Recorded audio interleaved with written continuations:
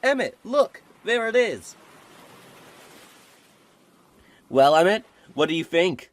And let me be the very first to say, welcome to the Battle Resort. You and Dylan have found yourself inside of the Battle Resort, the biggest island in the Laven Isles. Various amenities surround you, such as a Pokémon Center, many vacation homes and restaurants, and the main attraction— Over there is the Battle Villa. All sorts of strong trainers from around the world visit it to fight and compete. And how do you know this? Now that would be spoilers. Come on, let's go. Hang on, I still want to have a look around first. Alright, you're lost. I'm gonna go train my Pokémon. You laugh slightly before looking around, trying to figure out what to do. Nearby is a sign with a map of everything the Laven Isles has to offer. And you frown. One of the locations is listed as Abandoned Villa. That makes you slightly curious, but the Battle Villa makes you curious too. Curious to know what kind of trainers are inside. And strong trainers gets you thinking about certain members of your family. Upon entering the Battle Villa, you instantly recognize someone. He's currently busy talking to a tourist, but he turns around to face you and looks surprised. Emmet! What a surprise to see you here! Hey, Jeremy. What brings you here? I, work here. You didn't know? Sorry. I guess I've been kind of out of it. Hey, if you work here, do you know what the abandoned villa is? Oh, that old place? It was the vacation home of the professor. Professor Cherry? Yes, but not the Professor Cherry you're thinking of. It was owned by Herman Cherry. That was Donna and Marco's dad. You seriously didn't know any of that? Wait, what happened to Herman? He died, Emmet. Oh. Anyway, you came at a good time. There's a favor I need from you. You see, I've always wanted to challenge this place, but everybody here does double battles. You're required to bring a partner with you for all of the battles. I was just thinking that with the combined power of the champion and an Elite Four member, we could take down the Battle Villa no sweat. That sounds fun. Let's do it. That's great. Come on, I'll sign us up. All right, no pressure. These fights will get harder and harder as we go. Let's start with room 1. You enter room 1. Inside, you can't help but find the interior familiar. But let's not dwindle on this. And with that, your first Battle Villa spar begins, against Gym Leader Adelina and Pokemon Trainer Gideon. On their duo team, they use an Ankitran and Nautilodon, and a Delwis Noctowl and a Luvidrop, and their respective aces, Beat Capin and Dero Revi. You shake their hand after defeating them before moving on to the next room. You enter room 2. The room is decorated with memorabilia you find oddly familiar. A set of badges and objects that look almost identical to Valakwis's medallions, several posters for old shows you've never heard of, and a small picture on the bedside table displaying 3 children who remind you of someone. Draped from the bed is the Frevosian flag. No, enough of this. I don't want to be reminded of the past anymore.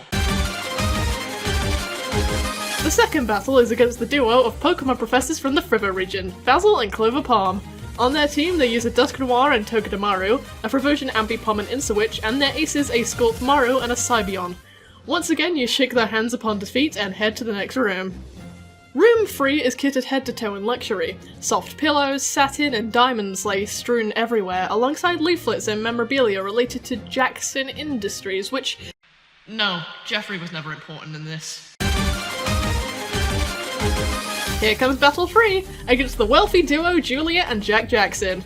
They're actually the niece and nephew of Jeffrey Jackson, of Larowag fame. And on their teams they use a Swanna and Pyroar, Ninetales and Blaziken, and their aces Glaceon and Porygon Z. A hand is shaken and you are head on your way. The next room, room 4, has a much darker colour scheme.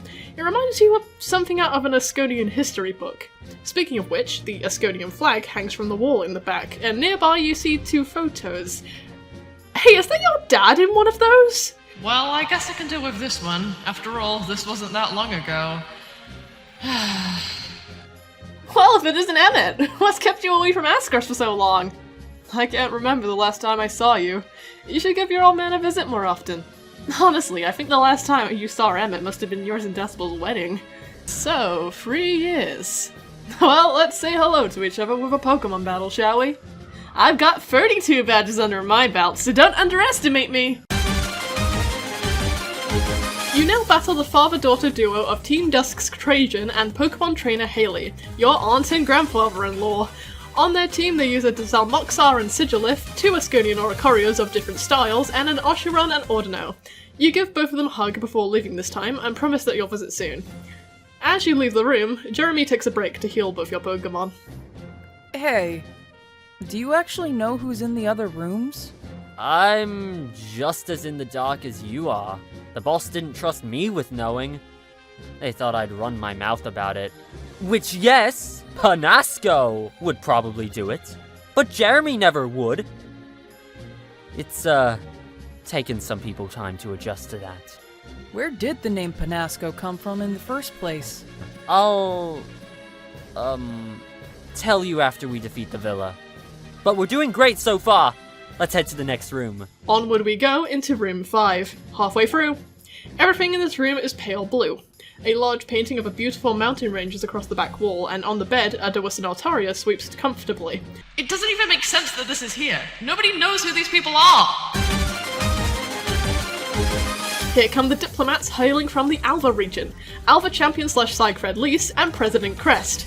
On their team, they use the duos of Trixtricity and Beartick, Rillaboom and Weavile, and their powerful aces, a Mega Altaria and Glalie. After you successfully defend your champion title, Lise shakes your hand before letting you leave the room for the next challenge. You enter room 6. This room is very techy, as there's computers scattered about everywhere. However, there's also a folding screen decorated with art of Ho and Lugia, and a tattered ninja outfit is hanging on display. 2 unknowns float around the 2 trainers who stand in front of you, and yet again you find yourself facing people you vaguely know. I guess I can let this one slide too. Project Pandora was a while ago, actually. Hey! You made it here! I know you must be surprised to see so many familiar faces here. So am I, because a bunch of these guys showed up at mine and Haley's wedding, saying that they were her friends from her journey in Hoenn? Alara, I don't think Emmet really cares about if you know who the other patrons are or not. You came here for a battle, right? Sorry about that. But you know who we are, right? My life has been really great since your grandfather offered me that job at Kipna Labs. And now, Project V is almost ready for the public. What is it with you and Project, Sati? Anyway, you're right. Champion Emmet, it's time to face legendary might! And of course, this is Battle Girl Alara and Scientist Atiel. On their joint team, they use Lapras and Ampharos, Nidoking and Toxicroak, and the aforementioned legendary might, the almighty Lugia and Ho-Oh. Another handshake seals your victory, as now only 2 more rooms remain. Room 7 dons a giant chandelier, and the walls are decorated purple and white. On the floor, a rug with a strange rose-shaped logo lies, and nearby a tea set is prepared upon a fancy-looking table. Sat at the table are 2 trainers dressed in uniform. The uniform of the Battle Mason! Well, seems we have a new challenger, Maya. I don't think the Battle Villa really compares to the Maison, does it? The Mason has existed for a lot longer. Oh, and if you're unfamiliar with it, me and my sister are the Shadowlanes of a place similar to this within the Kalos region, and we would be delighted to have a taste of Delwis and battling. Morgan, Dana, Nita, and Mom! We'll make you all proud! Making a guest appearance in the Delwis region is the twin successors to the Battle Chatelaines, Klaus and Maya. Being the leaders of the battle facility in their home region makes them quite adept at this format of battles, so on their team they're using Talaflame and Dedenne, a Shiny Gallade and Ataria, and their aces the Mega Twins Latios and Latias. These 2 don't go for a handshake afterwards though, and Maya exits the room to point you towards the final room. Room 8. The room is completely dark. You feel a presence nearby, but you can hardly make out 2 humanoid figures in the darkness. I'm glad I invited Basil and Atiel here, but I thought they'd be able to stop you from getting into this room. It doesn't matter, though. You may have defeated them, but I've grown a lot stronger through the years, both as a trainer and as a person. I've seen plenty champions in my lifetime. My brother-in-law, my nephew, my own daughter, and now her son. My grandchild. I was a champion too once. In the end, it wasn't the path I wanted to lead in life. So, Emmet, this is your final test.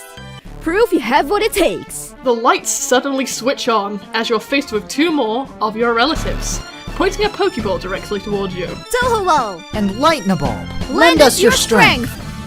And with that, your final challenge within the Battle Villa begins, against veteran duo Peter and Nina Palm, our grandparents.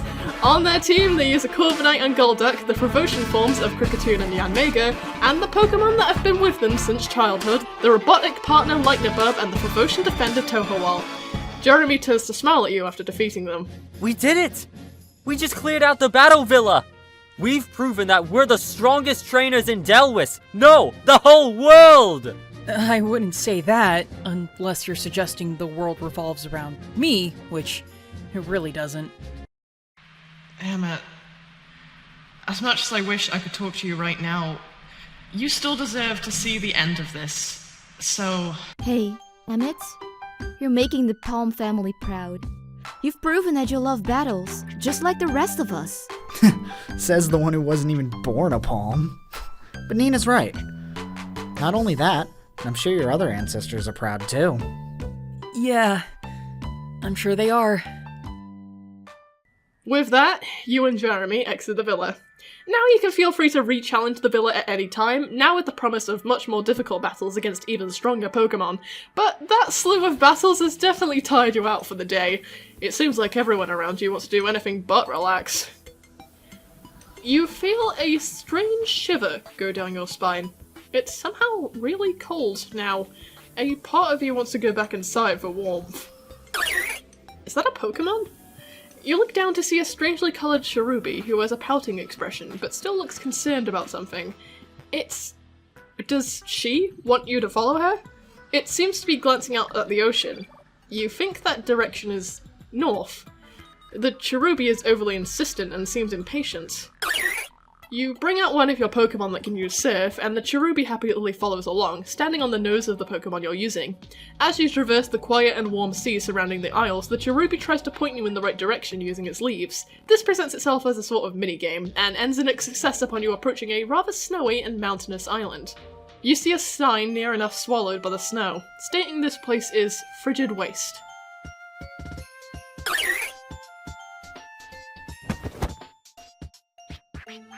Thank you. Please, may I get your name? You talk? Of course I talk, human. Haven't you ever heard of me before? This is my first time in the Laven Isles. I am Stelterna, but you can call me 80. I know we've just met, but could you perhaps assist me with something? And what would that be? I'm looking for a Pokemon called Grimace. Grimace?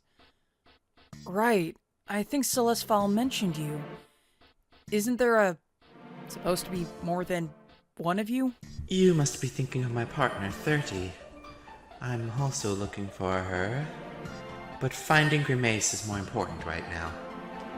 After Valaquish was dealt with, Prince Celestefowl put Grimace under our care. Before, well, everything, me and 30 kept them under control and within the Laven Isles.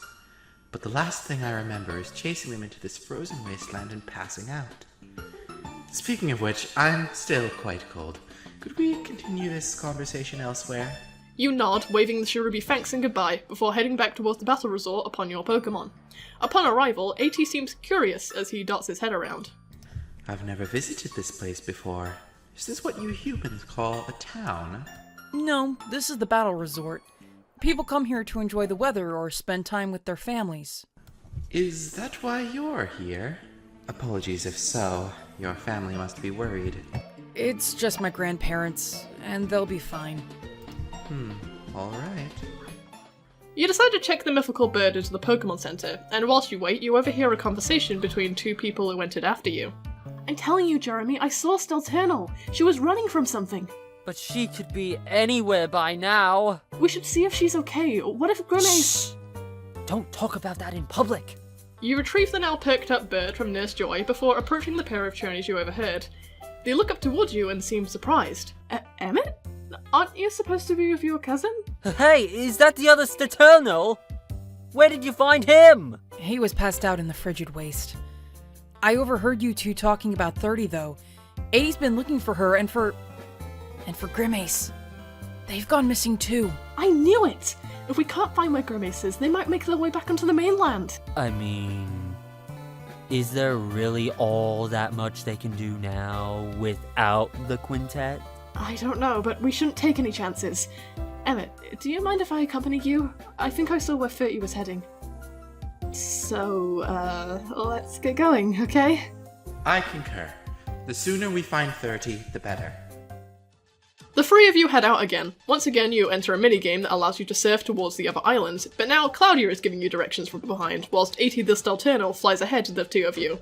Eventually, you approach an island covered in jungle, and the nearby sign states this island is Hero Gardens. Many trainers are scattered about the rainforest wanting a battle, all of them training to take down the Battle Villa. Claudia joins you in these double battles with her Pegameri and Lucario, but eventually the two of you reach what seems to be the centre of the island, where a ruined well stands. In fact, it looks almost identical to the one within Bergen Bypass, where Meloetta used to live. In front of it, a yellow Stelterno floats, visibly tired from battling, and she's defending the well from the creature who caused all that trouble yesterday. Grimace. Fighting me is pointless, you stupid bird. Move out the way! I will not let you cause more trouble. You are staying within our sights. Not when 80 is about to freeze to death. I let you two annoying lovebirds control me for too long. I don't know why I didn't try to get rid of you sooner. Hey, Grimace! Step away from the Stelternal. Prince Emmet! This isn't what it looks like, I promise. I just wanted to make a wish in this well, but this stupid bird got in the way. Also, I'm very much alive. Leaving me in the cold for a few hours was never going to do all that much. Now step away from my partner and the well. Oh yeah? Why should I? Why don't you tell Emmet why this place is so important, huh?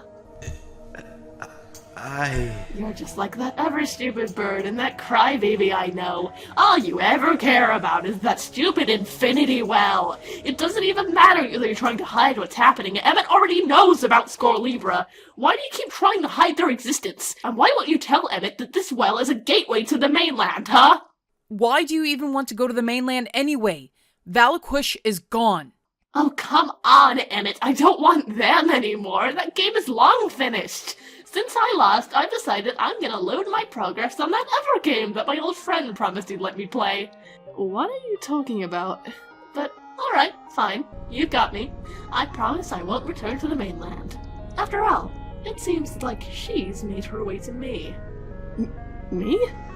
Why did you want to see me? Because you're my new playmate, Queen Claudia. It was so boring before, let me tell you. He never let me play with you or Penasco. But now with him gone and you in complete control of the Delwis region, there's nobody who can stop our plans. I don't know what plans you're talking about. And who's he? Don't play dumb, Claudia. You know who I mean. I'm talking about Nicholas Mata. You know that name. And you've just pieced together one final thing that's been bothering you this entire time. Claudia's Uncle Nick. And Nicholas Mata. Claudia, is Nico your father? I tried to hide it from you. I really did, but yes. Uncle Nick and Nicholas Mata are the same person. My father was King Fabio's right-hand man. Wait, Claudia, do you not know that— Oh, stop talking, will ya? Me and the Queen have a lot to discuss. So, Claudia, what's your plan now? Do you plan on stripping the Delwis region for parts? Establishing total control like Blake did? Or perhaps you'd like to make your political enemies disappear? Whatever it is, I'm happy to play along in any way you wish. My father may have wanted this, but I want nothing to do with you, Grimace. Unlike him, I actually care about the safety and happiness of the Delwis region. You've missed a lot since he died. Delwis was accepting of the fact that I was a fake, and my whole life I've done nothing but try to be a queen this region deserves. And I didn't gain my respect and power through force or control. I did it on my own terms. Please tell me Penasco isn't as disappointing as you, goody two-shoes. His name is Jeremy. He changed his name? Wow, you guys are boring! I really waited 70 years just for you guys to be nothing like him? This game sucks! Why did I ever go along with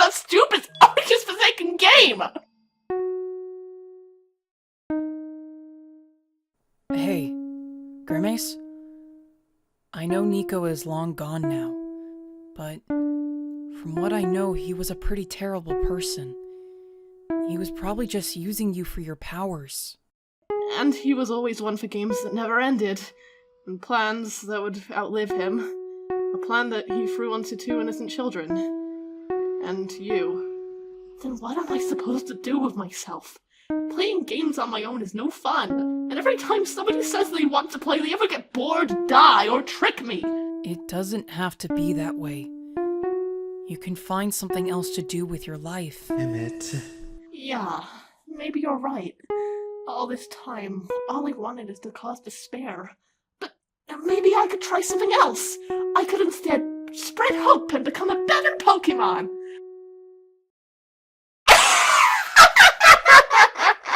Is that really what you expected me to say? You're such an idiot!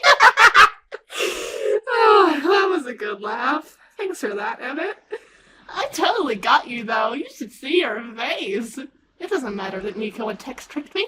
Humans are only temporary, but despair lasts forever. For as long as you humans continue to bring malice into the world, I'll find someone to play with me somewhere. What's 70 more years in the grand scheme of things? We're still not going to let that happen. Not until you actually learn your lesson. Which will probably be never, knowing you. Come on, 30. Let's take this rapscallion home. You read my mind, AC. Come on, Grimace. Time to get back to your rock. No! The 2 birds grab onto Grimace before dragging them into the sky and away from sight. Claudia looks towards you awkwardly after they leave, before approaching the well. So, Grimace said this is some sort of passageway? I wonder how nobody's discovered it before. Claudia, can we talk? It's about what Grimace said. About you and Nico. It's a conversation I'd like to include Jeremy within, too. Okay, Emmet. There's something else I need to do first. Meet me outside of the Battle Villa, okay? Alright. Claudia still looks nervous as you leave her to her own devices. The scene transitions to you now back on your surfing Pokémon. Your own intuition is telling you to check out a certain island. The one that looks basically abandoned, a small, rocky formation jutting out of the sea. Clambering onto the rough terrain, a shoddily made sign reads Grim Rock. As you approach the summit, you see Grimace, sat down and looking out at the waves. You decide to join them. What are you doing here? Could you tell me more about Texas Rose? Oh, that weirdo? I don't have to tell you anything! I want to know about Scorlibra too. Well. So the player is coming to me. This is definitely different from what they planned. Why do people keep calling me that? That's what you are. Although, I'm not supposed to be the one to tell you that. Scorlibra is a Pokémon that is writing a story. A story that you and a few other people are involved in. What story? It started with a legend to keep you intrigued. A promise of 2 other players and an emissary to guide you. Many disasters would befall you, and every mythical in the region was to make sure the events played out the way Scorlibra intended. And in the end, the plan was for you to enter the Infinity Well, where you would meet and battle Scorlibra as a test. And then you were to decide the fate of the entire universe. What? Don't worry, I don't think you'll have to decide anymore. You see, there was something that Scorlibra didn't factor into their plans. Texas Rose. Correct. Humans were never supposed to enter the Infinity Well, but when Texas Rose wandered down there one day, Scorlibra took a liking to them. They decided to dub Tex as your emissary, their job being to eventually guide you down into the Infinity Well. Then why did Meloetta tell me not to go down there? Because of Tex's interference, Scorlibra has changed their plan. To what? None of us know. Celesfowl, Meloetta, and the Still Eternals think it's best to push you away from whatever Scorlibra has planned now. And that's why I had to push Texas Rose into ultra space. I don't know how, but Tex is a part of Scorlibra's new plan. And don't get me wrong, I would love to see the chaos that would unfold, but whatever Scorlibra's not telling us is something to worry about. It sounds pretty serious, if even you're worried about it. What do you think I should do? You're asking me for advice? Well, of course I think you should still go down there. You might be the only person left that Scorlibra will actually reason with. Then, I'll go. You remind me of someone I used to know. No. You remind me of me. Perhaps I'm getting a little bit sentimental. Well, have fun finishing their game, won't you, player? Thanks, Grimace. Really. Wow, a human thanking me? First time that's happened. Your player is super weird, Squirrely bro.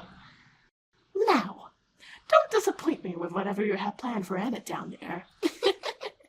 You sigh, preparing yourself for yet another long conversation. Your talk with Grimace is still weighing heavily on your mind, and thinking about Nico isn't making you feel any better, but it's a conversation that you knew would eventually have to have with them, especially considering that Claudia doesn't seem to be aware of one very important part of the story. But even then, you're curious to finally hear her side of it. You meet up with Claudia and Jeremy outside of the villa, and you all seem equally nervous. After a short discussion, you decide to convene in front of the abandoned villa, away from the public. Claudia sits down on a nearby fallen tree and is then joined by Jeremy, as you look down at them both. You deserve to know the truth, Emmet. I think that's the best way for me to begin to even forgive myself. But for that, we need to talk about Nick. Our father. Me and Claudia started off as just friends. We're both orphans. And we both always dreamt of our birth parents being something cool. And Claudia has always imagined her parents were royalty. But when we were around 10 years old, Uncle Nico, adopted the two of us. I wish I could explain why Nico told me the things he did. He wasn't a very open man, but what I do know is that he used to be on very close terms with King Fabio, and I was raised to believe that Fabio was my birth father, which, now that I'm a little older, I know that it's impossible for that to be true. I've always asked myself, why us? But there's never been an answer. Maybe he picked at random, or maybe he saw something special in us. Who knows? All he wanted was for Claudia to become queen. And that ended up leaving you in my shadow. He taught me to be the queen that Delwis deserved. Me and Jeremy grew distant after a while. Nico gave him the nickname Pinesco, maybe to help distance myself more, but he was just manipulating me to do what he wanted. Team Paragon, the medallions, Valaquish, all of it was his idea. The Paragon Knights, you mean? But, of course we listened to Nico. How couldn't we?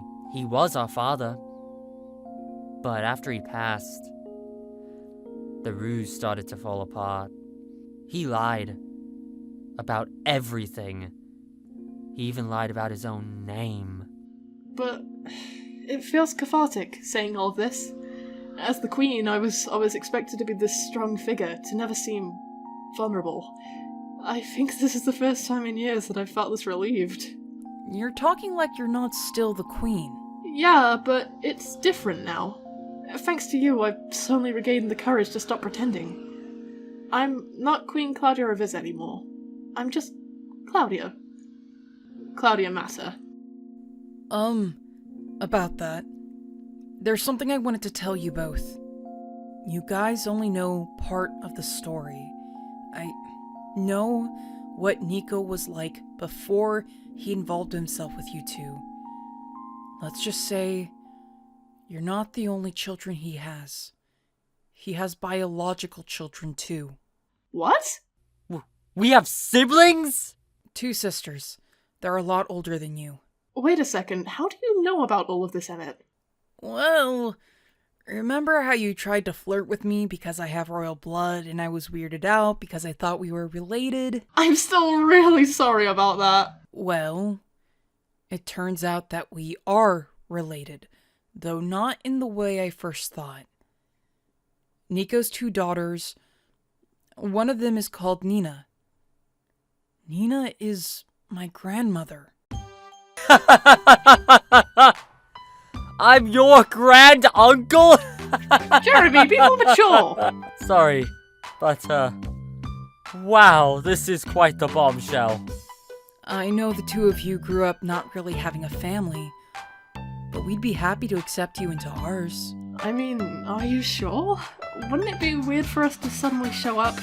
If you think you're confusing, you should really take a look at the extended family tree. It's a mess.